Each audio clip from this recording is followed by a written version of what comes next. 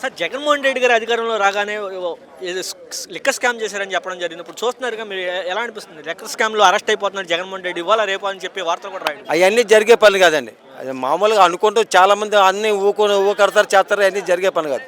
Only తాత్కాలం తప్ప ఆ యోగా కార్యక్రమం చేశారు.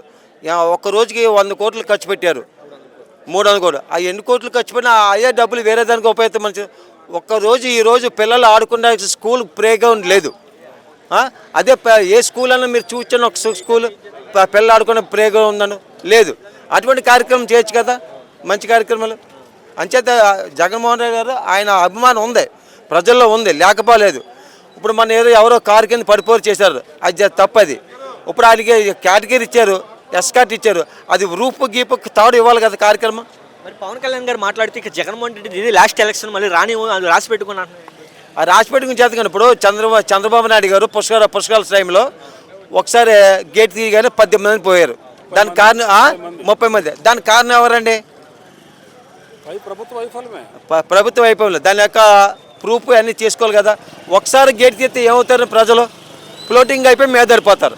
దానికి రెస్పాన్సిబుల్ ఏమైనా ఉందండి ఇప్పుడు? అలాగే దగ్గర 10 సంవత్సరాలు అయింది గేల్ కంపెనీ మామిడి కుదురు దగ్గరగా 10 మంది 20 మంది పోయారు. వాళ్ళకి ఈ డబ్బులు శాంక్షన్ చేస్తున్నారు. ఈ రోజుకి ₹1 కూడా ఈరోజు శాంక్షన్ చేయలేదు.